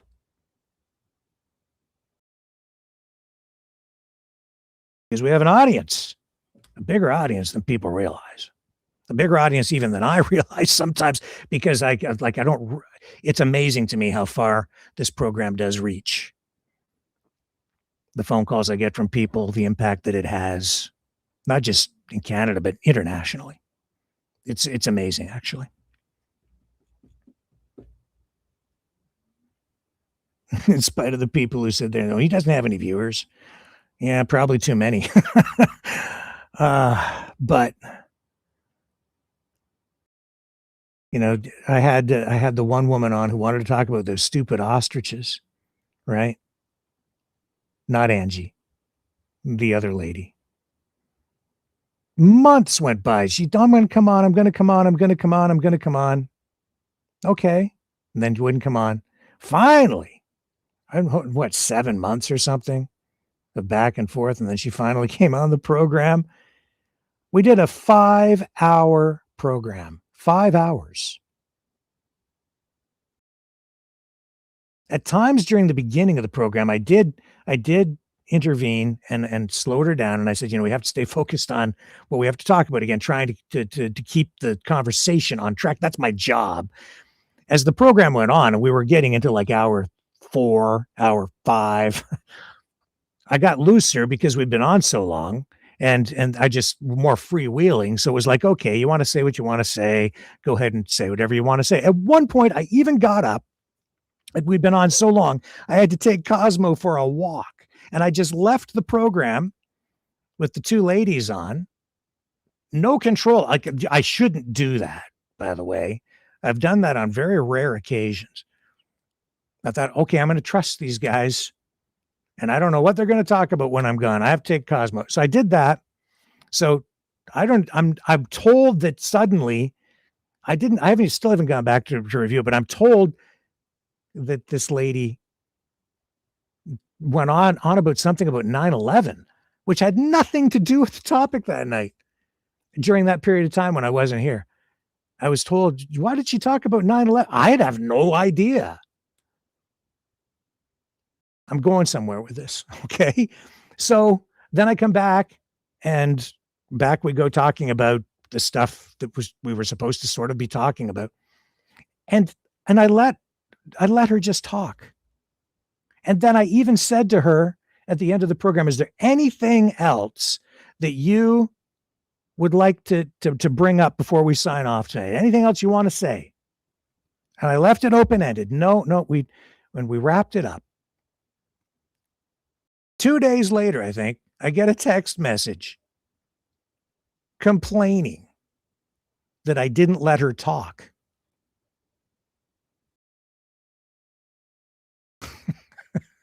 I'm like,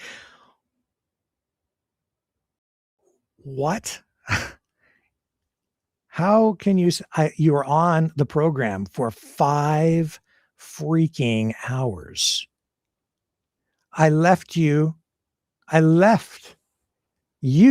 the program. Well, I took the dog for a walk. How's that for professional broadcasting? Right. And I came back, and then I still said at the end of the 5-hour interview, and there were other people on. It wasn't all her for 5 hours, but we were on for 5 hours. Anything else you'd like to add? Nope. You didn't let me talk. Time is precious. You have to learn how to focus a little bit, folks. And what we do here is precious. When I worked in television, time, very valuable. Standard length of a television news story, 1:30, 90 seconds. You have to learn how to focus. I can tell stories, very complex stories, in 90 seconds if I really want to. Tonight we've been on here coming up on 2 hours now. I've been flapping my gums for 2 freaking hours. I hope I've given you something of value tonight. But when I need to, I can focus things, get it right down into like 90 seconds. I gave that person 5 hours. I invite people on the program. I give them the opportunity. I give everybody here a voice. What they choose to do with it determines, I guess, how they view the value of the time, how they value you, how they value me, and I think it also says something about whether they have any respect for the channel, for me, and most importantly, for you. Respect. I think that's what Linda is trying to do over in the chat, and I'm grateful for that. Keep things respectful, essentially, is what it comes down to. Can you just speak nicely to each other without ripping each other's throats out or swearing every second word? We tried the swearing thing with FU Fridays, which was a suggestion here. And after we did that a couple of weeks, I was like, this is not me. I can't do this. This is a race to the bottom. No, thank you. So I stopped that. Because that's not what this is supposed to be about. That's not what's supposed to be going on in the chat. So if you're getting timed out in there, it's because of that. Maybe we've gone too far. We can have that discussion, and I think we will. We're going to maybe have a call-in program. I've been talking to a couple of people about that, so we can reflect and refine and get better at it and make sure that everybody is treated fairly so that we can actually protect free speech by providing very clear guidelines that will apply equally to everyone.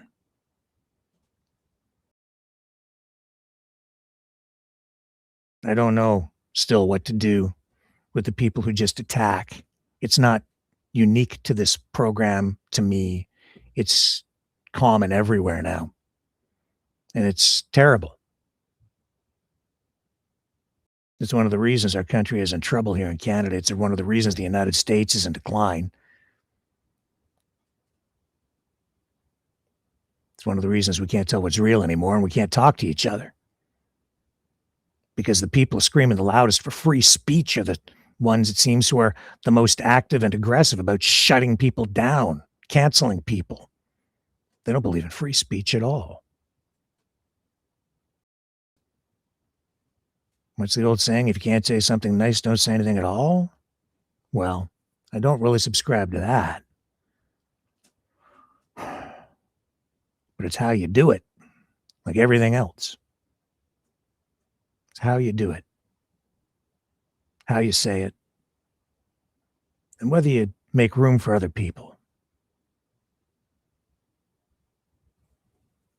Gonna keep on trying.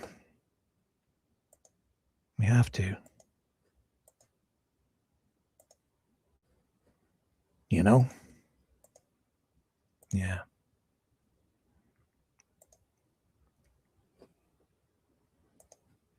How long have we been on here? 2 hours tonight.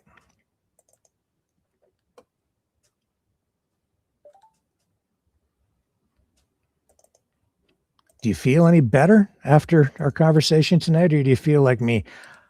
After all of this crap, I still feel hollow. Didn't talk about anything good. See, if that movie with Melania were real, I think I might feel okay about it. It would be like, hey, you got to see this movie. It really does reveal what's going on in the White House. Look at the challenges that Melania faces. What a hard job she has while she tries to do all this good for the world. But I don't feel like that's what this was at all. I don't feel like that's what Donald Trump brings. I feel like our country's in real danger, real peril. I think the people who keep trying to tear it down are not good faith actors. There are a lot of actors out there. One of the things we should be talking about too is, I think, fake names.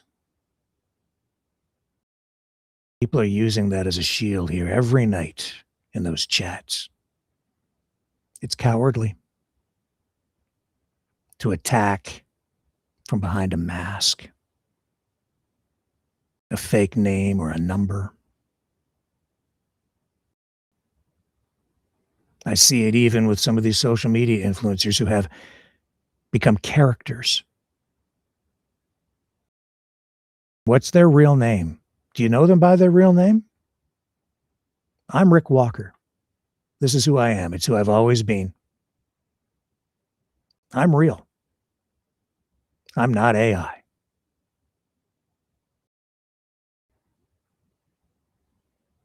Many of those attacking are fake. And if they're not fake, many of them are cowards because they're hiding behind fake names. And the people who are worried about a digital future where you become nothing but a number are already presenting themselves as just that, just a number in a chat, literally hiding behind a number in a digital environment, a digital universe.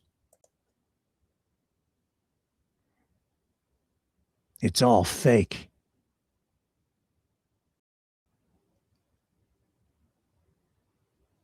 See you tomorrow night, 7 p.m. Eastern, on the flip side.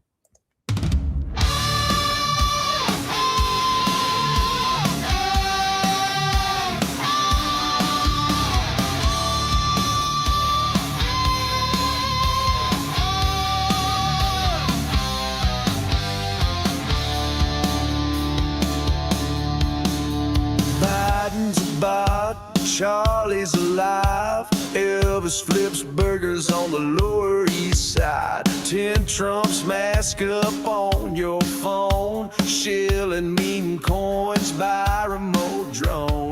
Graphene needles in your veins. Chemtrail sugar fries your brain. George Floyd's American hologram pie.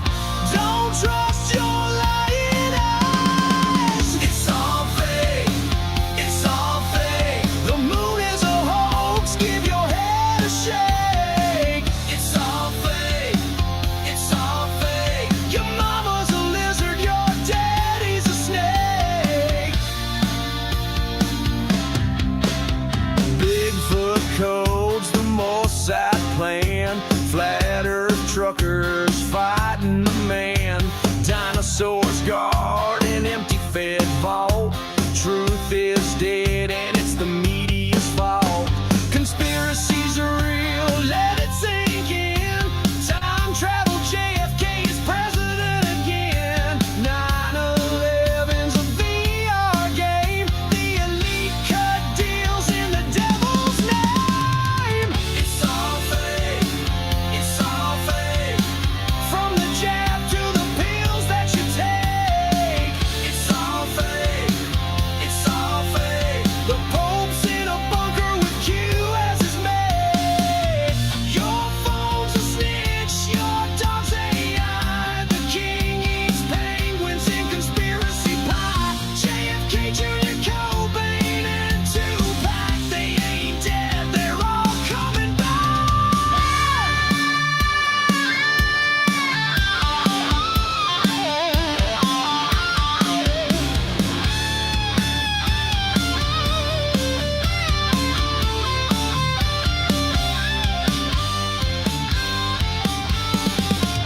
It's all fake. It's all fake. Every headline, every handshake. It's all fake. It's all fake. FBI, CIA, KGB, ABC. Are you awake?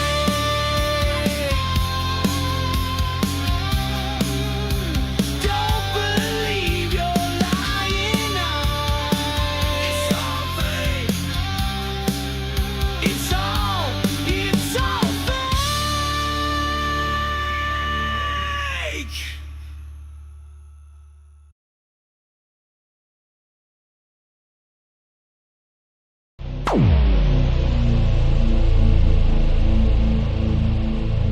This has been a Maverick Multimedia production.